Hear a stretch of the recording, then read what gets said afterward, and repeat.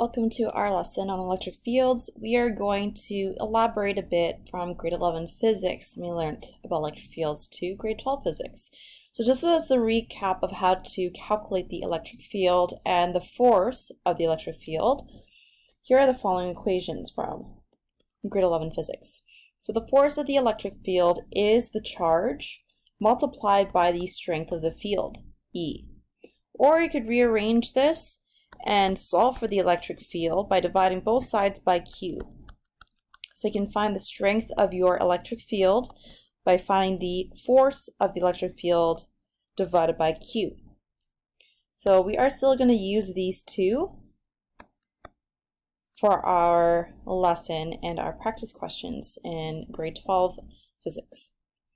So this means that the calculation for the electric force and the electric field are similar. Going back to the last lesson, we learned that the force of the electric field can also be calculated as the constant K multiplied by the first charge multiplied by the magnitude of the second charge divided by the distance between them squared.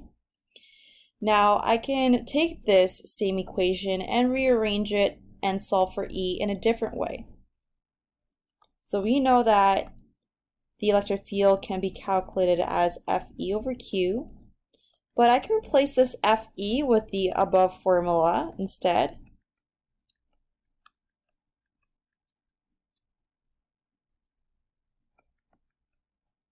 Okay, and then I can simplify this. So I'm still going to have a K, but one of my Q's are going to cancel out. Doesn't really matter which one because we're just going to name it Q after that. And then we're just left with K, Q over R squared. So this is another formula we're going to use to help us determine the strength of the electric field.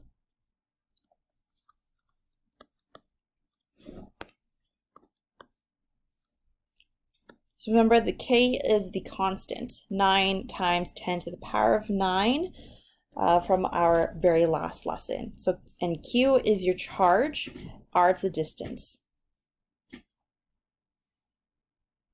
So the electric field is simply an expression of how much force can be exerted on a coulomb of charge at a given point, and Fe determines this exact force.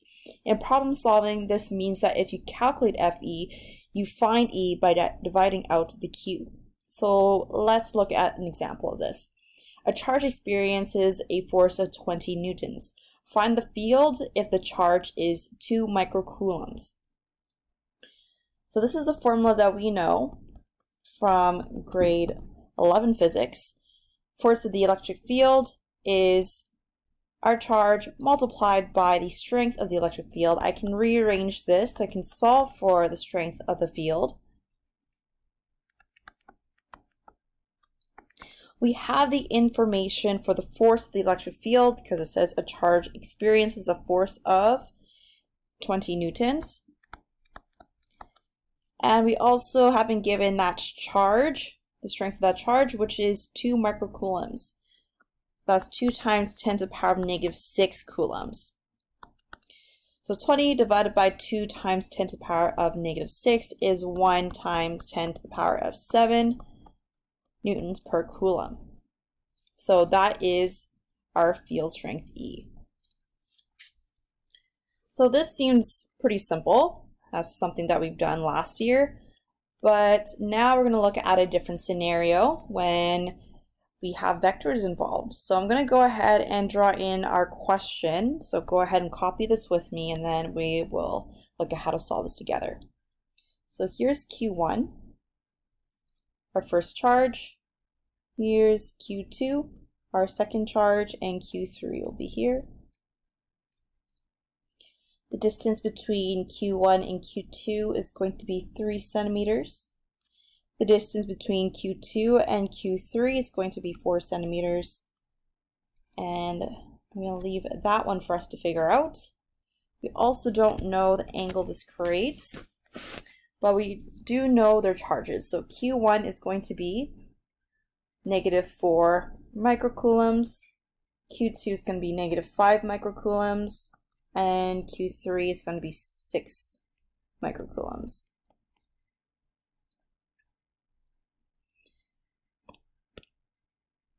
Okay, so the first thing we can do here, we can figure out this missing distance. You can tell there's a 3, 4, 5 triangle. And if you didn't know that, you can just use Pythagoras to figure that out, which is 3 squared plus 4 squared equals c squared. I'm going to solve for the hypotenuse and get 5. The other thing we can solve for is the angle. It would be tan inverse of 3 over 4, which is about 36.9 degrees. So that's the first thing you could find. I'm going to label that as number 1. Find theta and missing side. All right. Now we're trying to find the force between Q1 to Q2 and Q1 to Q3 because the one that we are looking at is Q1.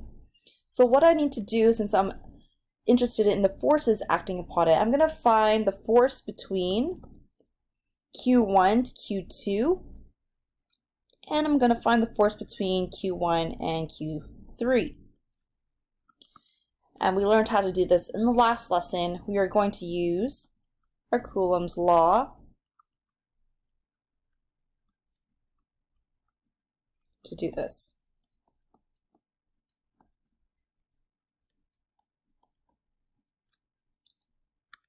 All right, so looking at the force between Q1 to Q2, I'm going to find the magnitude first, and then afterwards I'll consider its direction. So K is just our constant, 9 times 10 to the power of 9. The magnitude of Q1 is 4 times 10 to the power of negative 6 because it's in microcoulombs, and that's what it would be in coulombs. For Q2, we have negative 5. Again, I'm going to consider the direction after, so I'm going to leave out the negative.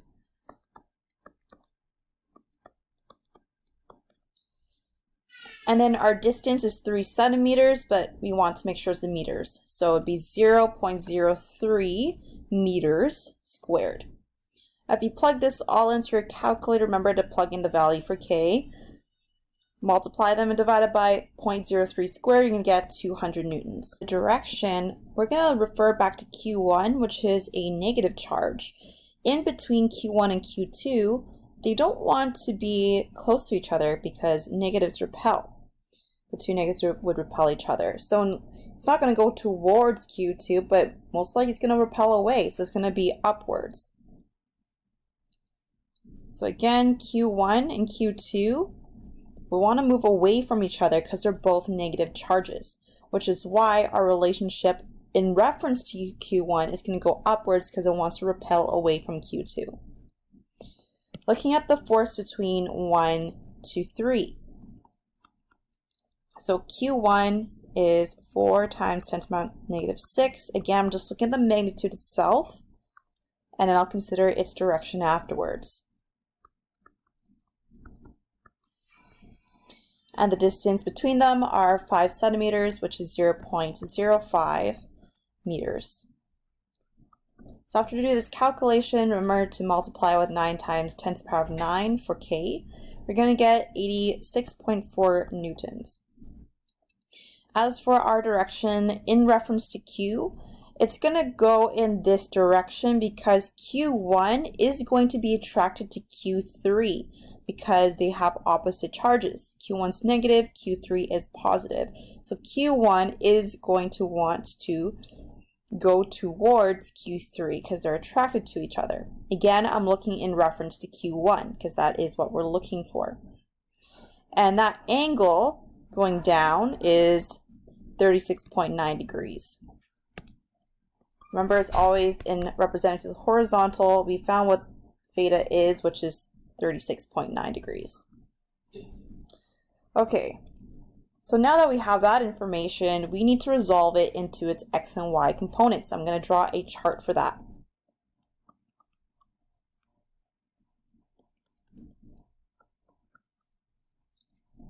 So for F12, it's just going upwards, so there is no x direction, only a y direction, and it's going to be positive 200 newtons. For the force 1 to 3, it is a vector. Our magnitude is 86.4, and if I want the x direction, is going to be cos of 36.9 degrees.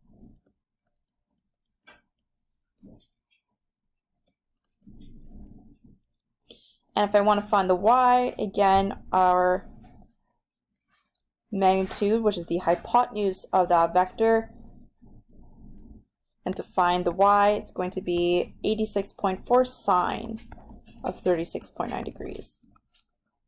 Then we're going to add up our vectors together. So we're going to add the x's together and then the y components together.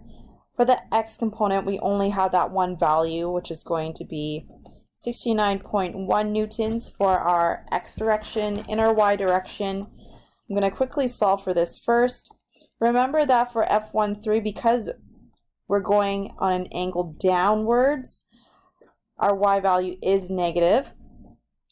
So if we put this into our calculator, we're going to get negative 51.9 for that one part of F13. And then we're going to add 200 and the negative 51.9 together. You get 148.1 newtons in our y component total. The next thing we're going to do is find the resultant. So we have the x direction, we have the y direction, so our overall resultant then is going to be fx squared plus fy squared. The x you found was 69.1. The y is 148.1. So our final force is then going to be 163.4 newtons. So that's our magnitude. The last thing to do is find the direction. Well, we have our x and y. So we're going to look for a tan inverse of 148.1 over 69.1. So our angle is 65 degrees. And these two would be our answer. Then we do need to state which direction 65 degrees is going towards. Since these are both positive here, we're going north and east, so it's be north of east. Looking at our next example, we're going to find the electric field at point A. So it's a different type of question because we're going to find the electric field for this one. I'm going to draw the diagram we're going to use. So A is our reference point. We have two charges, Q1 and Q2. Charge 1 is going to be negative 4 nanocoulombs, and Q2 is going to be positive 8 nanocoulombs. The distance between A and Q1 is 5 centimeters. The distance between A and Q2 is 7 centimeters. So that's the diagram we're going to use. Since I'm looking for the electric field, now I'm going to have to use the other formula that we introduced at the beginning of this video that has to do with the electric field, which is E, and I'm referring from the point A to 1, and also from point A to our second charge. And here is how we're going to rewrite this out. It's K times Q over R. In this case, we're looking at Q1 and the distance between our reference point and Q1. Then for next one is K times Q2 divided by the distance between A and Q2 squared. So be careful about how you're going to write Q1. We're given the nanocoulombs. If we write this out, in nanocoulombs, that's going to be 10 to the power of negative 9 coulombs. You need to do that conversion. And again, notice I'm not writing in the negative. I'm going to consider the direction after. Just as a side note, remember to determine direction after. calculations.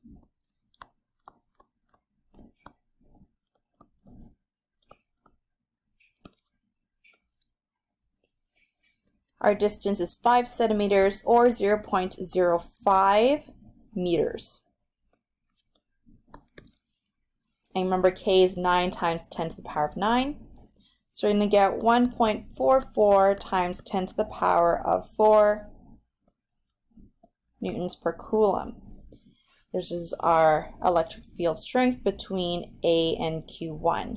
So to find the direction here, remember, if we ever need to find the direction of electric field, all we need to do is consider a test point, a positive test point, put into the field to see where it would go. Did make that side note here that recalled that the direction of E is determined by how a positive test charge would move. So if I placed a positive test charge here between A and Q, this positive test charge is going to move upwards because the positive and the negative value from Q1 are attracted to each other because they have opposite charges. So that means our positive test charge is going to move up towards Q1. So upwards is our direction there. Okay, and moving on to EA2, I'm going to find the magnitude of this. Remember to change 8 nanocoulombs into coulombs, which would change to 10 to the negative 9 coulombs. Our distance is 0.07 meters. So we're going to get 1.47 times 10 to the power of 4 nanos per coulomb. Again, to determine the direction in between A and Q2, I'm going to place a positive test charge here to see what direction it would move. Looks like our positive test charge is going to move to our left side because Q2 is positive as well, and two of the same charges like to repel each other. So the positive Q2 and the positive test charge are going to repel each other, which would want to make our test charge move to the left direction. So that is our direction there. Next thing we're going to do is find a resultant vector. So our electric field on A is going to be the sum of EA1 and EA2. And because we have vectors, this is what we're trying to add together, something like this. We're looking for the resultant, so EA is calculated as the root of 1.44 squared, which is EA1, plus 1.47 squared, which is EA2. Notice I didn't put the 10 to the power 4 in yet. I can just put it on the outside, honestly. I mean, you could put it in, it really doesn't change your answer. So our electric field at point A is 2.06 times 10 to the power 4 nanos per coulomb. Now we're going to find the direction. And we're looking for this angle in here. So that's going to be tan inverse of 1.44 times 10 to the power 4. But again, you don't need to write that in there because it's going to cancel out anyway with 1.47 times 10 to the power 4. So our angle is 44.4 degrees. And since our vector is going in this direction, that's north of west. So then to write our final answer, it's going to be 2.06 times 10 to the power 4 newtons per coulomb at 44.4 degrees.